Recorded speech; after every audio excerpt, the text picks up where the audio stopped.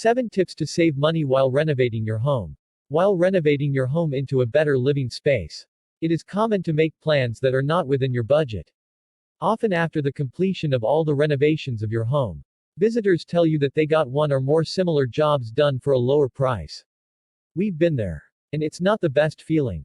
To save you from such moments, we are giving you 7 tips to save money while renovating your home. These are some of the easiest measures that you can take when you are getting your home ready for a makeover. Here is how to save some money. 1. Time to sweat yourself. Renovations can turn out to be the best time for you to use your DIY skills. Manpower is something that comes at a cost, and doing a few of the jobs that won't require special skills can help if you are trying to save on expenditures. Various renovation case studies show how much money people can save just by painting their homes themselves. If you can get relatives, friends to help you, or if you can get a freelancer for a lower price to do the fencing, for example, then you can bring down the cost of your home renovations. People sometimes get the idea that renovations mean replacing everything with new stuff. If you have this notion too, then you should probably reconsider. Look for furniture or any other home accessories that are worth keeping. This could be the chairs, a study table, or other items like them. Reusing will prevent you from losing money buying new products. You don't want to end up realizing the value of something after you have gotten rid of it. Give it careful consideration as you sort what needs to go and what needs to be kept. Before doing away with belongings, look for exchange offers in your region where you can get products for lower prices from the dealer in exchange for your old products. One more thing that you can do is to put your old stuff on sale. If you are a busy person, advertise your old products on buy and sell websites. If your budget is tight, then buying second-hand products is not a bad option. Thinking of second-hand products as substandard is common, but is hardly correct. You can easily find the second-hand products that you require being sold at reasonable prices. There are websites that sell such products and provide refurbished ones with a limited warranty period in which to return them if there is a defect. Don't rely on a particular brand or company for your buying needs. We understand that you might have your favorites, but there are alternatives if those brands do not fit your budget. Products with lower prices do not necessarily have less quality. In fact, you should look for new manufacturers as they often offer their best products at comparatively lower prices. Buying alternative products is a good option, and it gets even better when you have the option to buy them from alternative shops. Do not buy only from local stores. Use the help of comparison websites that search for the prices of the same products, including furniture, paint, etc., and suggest to you the best store to buy the products of your choice at the lowest prices. Instead of visiting the stores, you can also use e-shops to order and get products delivered right to your doorstep, sometimes with no delivery charge if you order several products from the same store. We sometimes forget that we can save in the long run by investing in long-lasting or less power-consuming products. Adding solar heaters, a system for harvesting rainwater, and buying efficient electrical products can save a good amount of money over the years. Products which require less maintenance or fewer replacements can save money. To buy such products you may have to spend a little more, but considering that these long-lasting products prevent you from spending on their replacements for years, do not hesitate to invest in them. These are 7 tips to save money while renovating your home. You can use them and see their effectiveness for yourself. Do you have more ways to save money on renovations? Let us know in the comments. The journey to paying down your debt can be challenging in the best of times. It can be even more complicated when you're balancing the effects of a global recession. Many Americans are facing immediate financial uncertainty from losing their jobs or being underemployed. The economic repercussions of this pandemic recession will be felt for years to come. Although becoming debt-free might not be your top priority during this difficult phase, you should still take steps to maximize your money. The first on this list of debt consolidation tips is asking your creditors to lower your interest rates. Many borrowers don't realize they can contact their existing credit card providers at any time to request a lower interest rate. This often overlooked tactic is a quick and easy way to reduce your debt burden. And it may result in a permanent or temporary, e.g., 12 months, interest rate reduction. Creditors are more likely to say yes if you have a history of on-time payments or if your credit score has recently increased. Even if that's not the case, the worst thing your creditor can do is say no. If you aren't successful in lowering your interest rate, don't hesitate to ask again after a few months or after receiving lower offers from competitors. Credit card providers can issue reductions at their discretion, but it's up to you to initiate the request. High-interest loans and credit cards can prevent you from climbing out of debt. Although you're hard at work making payments, interest charges are continuously accruing.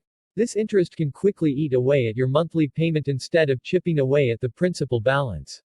To help make some headway in repaying your debt, see if you can pause payments on your lower interest loans. Then, devote those funds to your higher interest debt. This lets you eliminate your balance faster and save you from unnecessary interest charges. Options for loan deferment vary by lender. In some cases, lenders might offer an interest-free deferment. Other lenders might continue charging interest on your loan during deferment. Contact your lender to determine if deferment is available and for how long.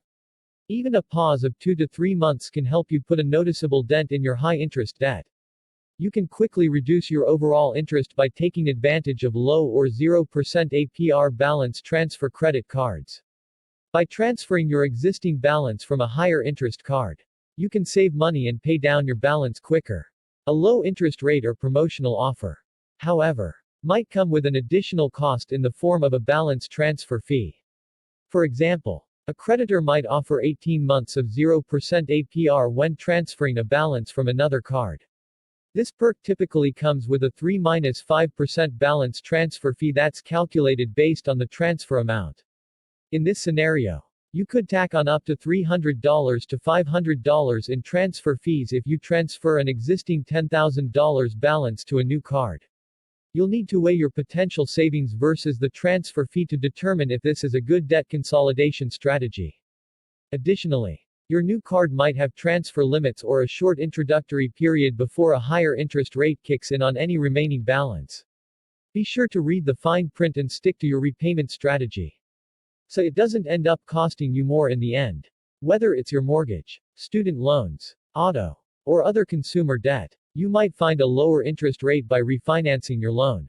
Refinancing is one of the most helpful debt consolidation tips you should know. Refinancing replaces your existing loan with a new loan, usually with a lower interest rate or better terms. You might qualify for a better rate than when you originally took out the loan if your credit score has since improved or if consumer loan rates have dropped. Mortgage and student loan refinancing rates are at record lows since this pandemic began, which is a small silver lining in otherwise tragic health and economic crisis.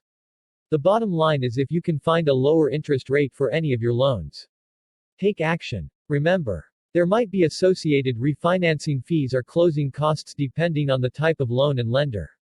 In some cases, you can benefit from modifying an existing loan instead of refinancing it into a new loan, particularly if you need immediate relief due to financial hardship.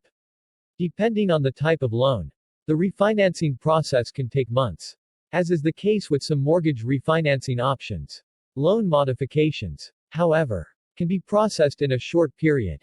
Loan modification can make your payment more manageable by reducing your interest rate or lowering your monthly payment. It can also extend your loan terms, which typically costs you more money in the long run. Contact your lender to explore loan modification opportunities. Always make sure you fully understand the terms and structure of your modified loan before moving forward. If you have high interest debt, you may be able to consolidate multiple balances into one low interest loan. This can save you on interest fees, but it can also streamline your payments into one due date, which can prevent missed or late payments. It's best to grab quotes from at least 3 lenders anytime you're consolidating or refinancing your debt. By comparing multiple offers, you're getting the best current rate since lenders are competing for your business. I recommend shopping around for all types of loans, especially for better student loan rates. Student loan debt, totaling more than $1.64 trillion in both federal and private student loans, surpasses all other forms of debt in the U.S., apart from housing debt. Because of this, there are plenty of opportunities to refinance or consolidate your student loans. If you already have private student loans, you should be shopping around for better interest rates at least once per year. Lowering your interest rate is the priority. But also compare origination fees, repayment terms, and any available cashback offers to pay down your debt further. If you have federal student loans, the decision gets more complicated. Depending on your financial situation and career goals, it might be more advantageous to keep your existing federal student loans due to their various protections, e.g., deferment and forbearance, flexible income-driven repayment plans, and available forgiveness programs, before consolidating a large amount of debt. Take steps to improve your credit score. The higher your credit score, the better interest rates you'll be offered. These actions can help lower your credit utilization rate while maintaining your credit history length. Both are important factors in determining your credit score. Another often overlooked debt consolidation tip is canceling small credit cards. If you use a debt management program or a debt consolidation loan, you might be required to close certain credit card accounts as part of the agreement. This gives the lender more confidence that you won't run up new balances and increases the likelihood that you'll repay the debt. Even if you choose a different method of consolidation, it's a good idea to cancel your smaller or newer credit cards by choice, or cut them up, to discourage you from using them. With endless opportunities to borrow money, payments can slip through the cracks. Check your credit report periodically to ensure you haven't forgotten about a small loan or debt. For example, you may find that a medical bill has been sent to collections without ever physically receiving a notice because it was sent to a previous or incorrect address. Perhaps you simply forgot about a loan that has an old email on file. You could be in default without realizing it. You're entitled to one free copy of your credit report from each of the major credit reporting companies, Equifax, Experian, and TransUnion, every 12 months. By keeping an eye on your credit report, you can head off any surprises and actively resolve any financial issues that arise. An often overlooked debt consolidation tip is signing up for a budget tracking service. It's easy to become detached from your money when you're swiping your credit card instead of paying with cash. This psychological separation leads to overspending and more debt. Free and paid budgeting tools can help you reconnect with your finances and keep you accountable along your journey. Platforms like Mint or You Need a Budget (YNAB) can help track your expenses and give you a big picture view of your finances. There are many free and paid budgeting tools out there, so find one that matches your financial needs and goals. Although these debt consolidation tips can help you save on interest and streamline your debt payoff strategy, it's only one piece of the financial puzzle. If you're spending more than you're earning, you'll continue to get trapped in the debt cycle.